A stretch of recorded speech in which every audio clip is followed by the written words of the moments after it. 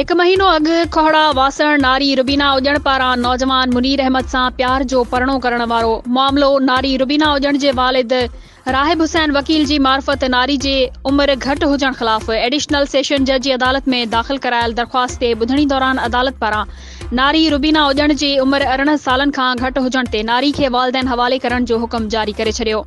अदालती हुकुम बाद नारी खोड़ा पुलिस हवाले कयो वियो।